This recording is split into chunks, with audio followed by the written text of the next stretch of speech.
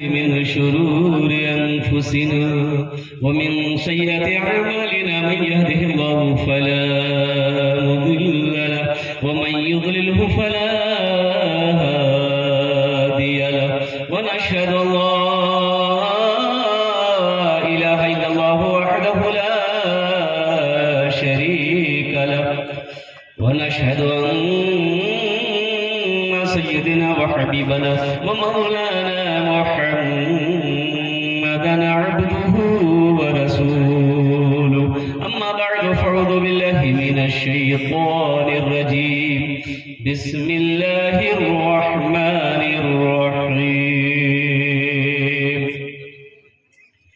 ألف لام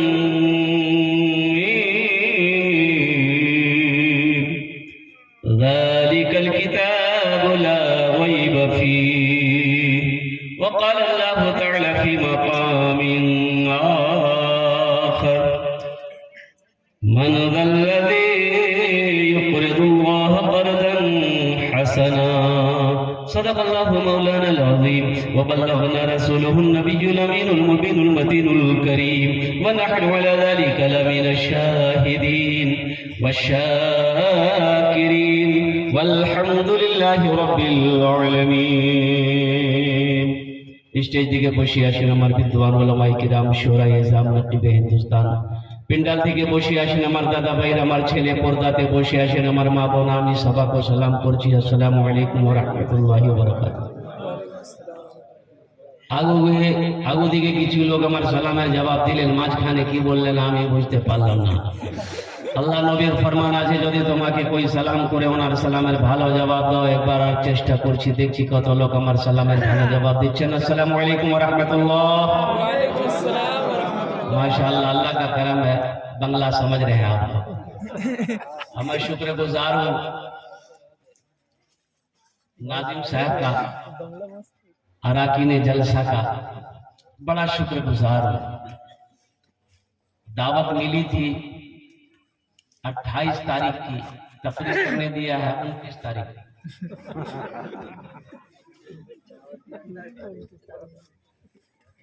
और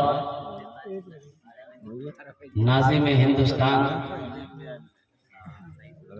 हजरत मौलाना कारी मुजाहिद हसनैन हबीबी साहब दामद बरकातुह, और स्टेज पर तशरीफ फरमा हमारे अकाबिरीन उलमाए किराम तशरीफ फरमा है। सबके नाम से मैं वाकिफ नहीं हूँ, लेकिन ये हमारे अकाबिरीन, ये हमारे सरों के ताज हैं। अल्लाह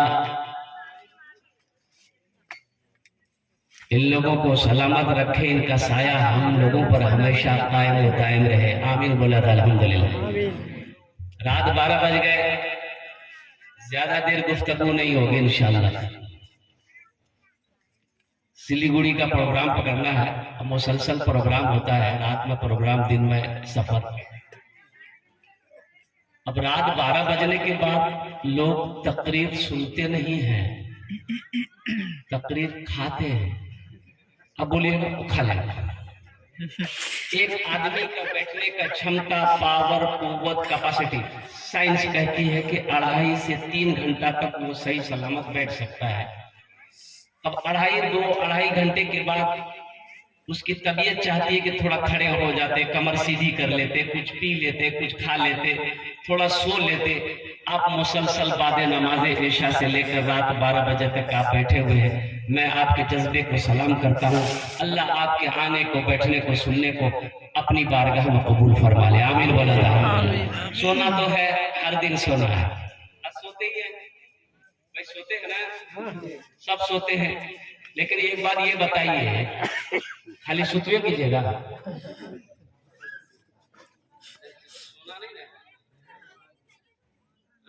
सुना नहीं है, जगह कीजिएगा, नहीं बताइए। अच्छा एक बात बताइए मुझे, कहां तक हम लोग इंसाफ कर रहे हैं? चूहेदानी में कौन रहता है? अरे बोलो भाई, चूहा। चूहेदानी में चूहा, साबुनदानी में साबुन, बच्चादानी में, अरे बोलिए भाई, बच्चा नहीं बच्चा हम मच्छरदानी में मच्छरदानी तो आप रहते मच्छर जाएगा कहाँ? क्या इंसाफ है? सोना है यहाँ नहीं सोना है, जरूरत के मुताबिक सोना है। असल सोना तो कब्र में है, कब्र में सोना है। कुर्बान जाओ, दुआ करें अल्लाह पाक जितने लोग यहाँ पर बैठे हुए, अल्लाह या अल्लाह जब हम लोग इस दुनिया से जाएं, या अल्लाह जब फरिश्ते कब्र में आए, या अल्लाह जब सवाल करे, या अल्लाह उस सवाल को आसान कर देना। या अल्लाह फिर तेरा हुक्म हो, मेरे फरिश्तों जो मेरे बंदे ने सच कहा है, जन्नत से जन्नती बिछौना लेकर जाओ, कब्र में बिछा दो, जन्नती लिबास पहना दो और मेरे बंदे को ऐसे सुला दो जैसे पहली रात को दुल्हन सोती है। कब तक सोना है? और कयामत आएगी फिर अल्लाह उठाएगा। अब कहिएगा कि तो कब्र में सोना है तो सोने वाला अमल करना हो। अब यहाँ 61-62 करके मरिएगा। अच्छा देखिए, आपको बता दूं, आपके पास भैंस, ठीक है? अरे यहाँ भैंस किसी के पास है कि नहीं बोलिए ना? अच्छा दूध देते हैं। अच्छा आप बाल्टी लेकर गए भैंस के पास, आपने दूध निकाला, ये भैंस जो दूध आपने उसके थन से निकाला है, वो भैंस 1 नंबर दूध दी है कि 2 नंबर दूध दी है? अरे बोलो भाई, 1 नंबर।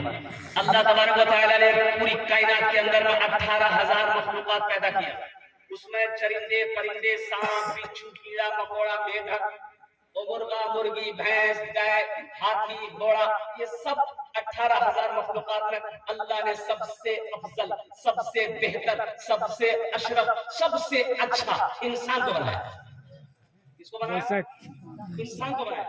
अब देखिए, आप बोलने के लिए गए आप भैंस के पास, आपने दूध थन से दूध को निकाला, आधा बाल्टी दूध को, अब थन में दूध नहीं है, जितना देना था दे दी बेचारी। वो जानवर कै नंबर दूध दिया? 1 नंबर दिया। बाल्टी लेके हम गए और 3 लीटर पानी मिला।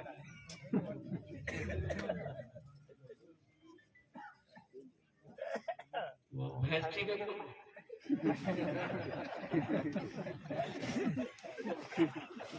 देखिए भाई, इंसाफ करो भाई मेरे भाई, सोचो तो सही, हम कर क्या रहे हैं? आप दुनिया के अंदर में। अच्छा ये बात बताइए मुझे, माइक वाला बहुत अच्छा साउंड है बेटा, तुम्हारा नाम क्या है? अहमद, बड़ा प्यारा नाम है अहमद, अल्हम्दुलिल्लाह, बहुत अच्छा साउंड बेटा, ऐसे रहने देना।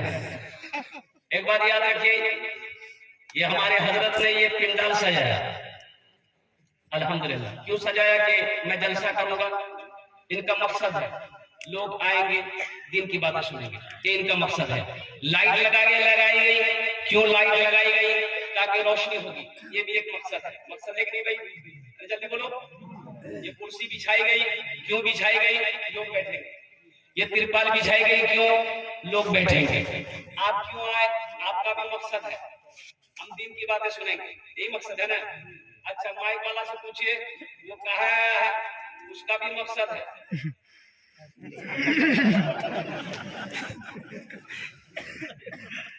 मेरे भाइयों, दुनिया में मुझे आप बता दीजिए कि कोई बगैर मकसद का कोई काम करता हो तो बता दीजिए मुझे।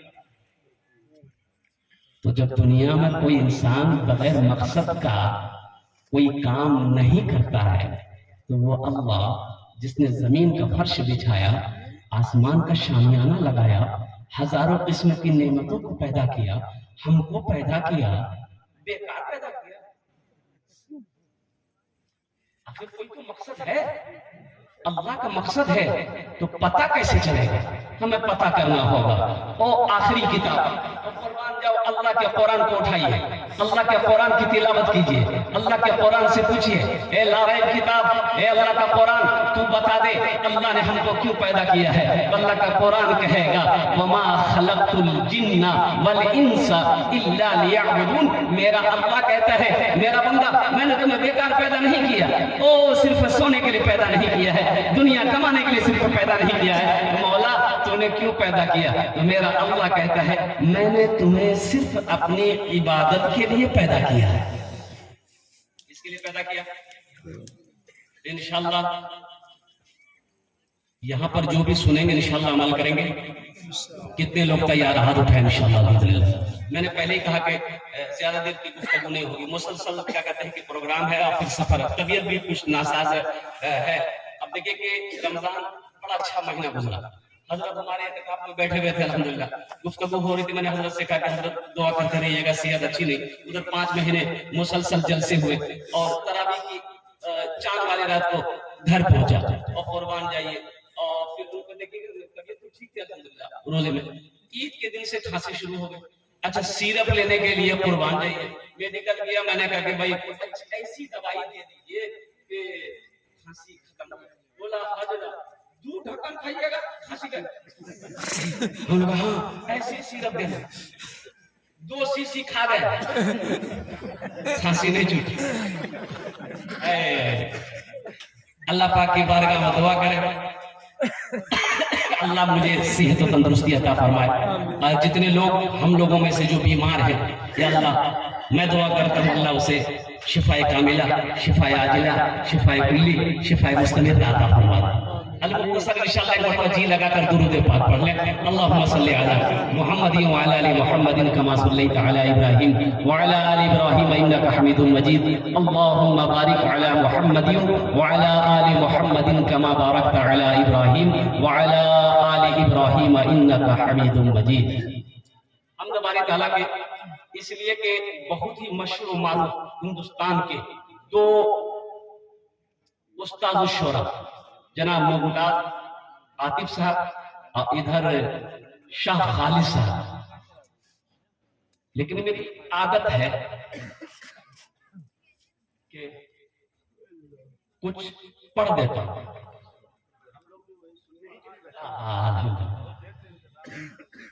मेरे अल्लाह मुझे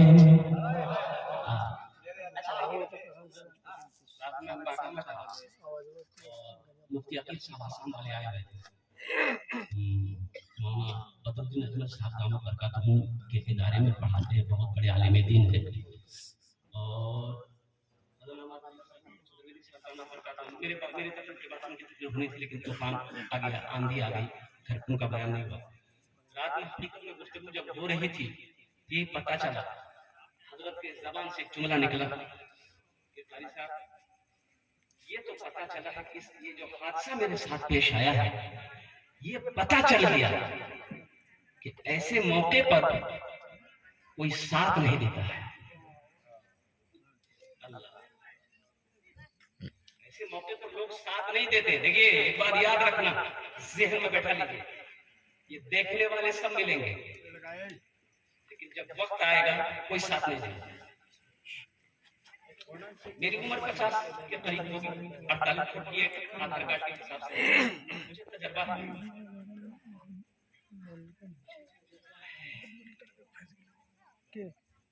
इसलिए जो करना है अपने कीजिए, यकीन उस पर रखिए, भरोसा और साथ अगर कोई देगा तो अल्लाह के सिवा कोई नहीं देगा। इतने बड़े आलिम दीन अल्हम्दुलिल्लाह, क्या मेरे पूरे हिंदुस्तान के अंदर में इस आवाज को उठाने वाला क्या हमारे भाई नहीं है?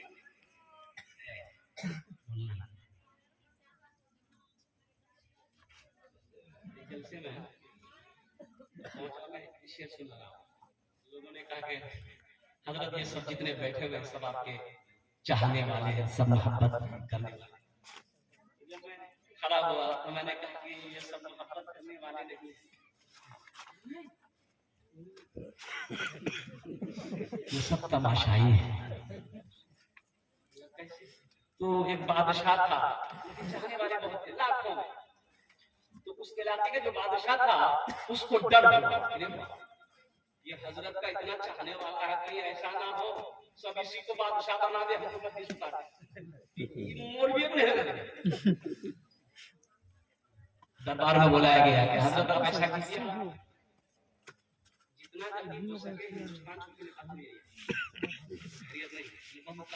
आखिर मेरी गलती क्या है? बोला गलती यही है कि सब आपके दीवाने चाहने वाले हैं, मुझे डर है, मुझे खौफ है कि कहीं ये लोग आपको बादशाह ना बना दे, मेरी कुर्सी खतरे में पड़ जाए।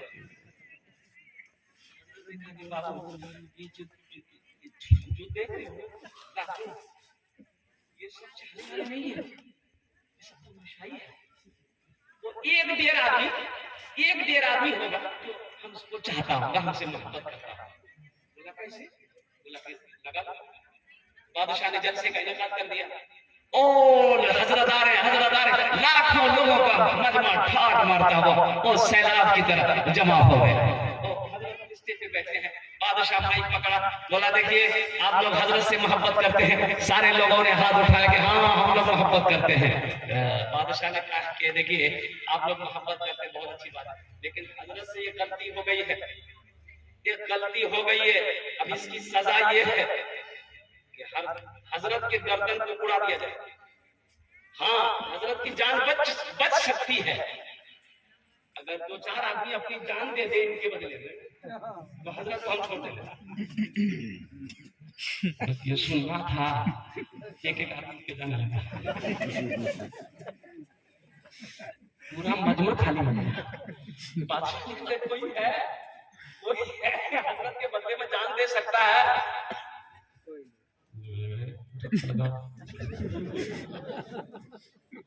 एक बूढ़े मियां खड़े हुए,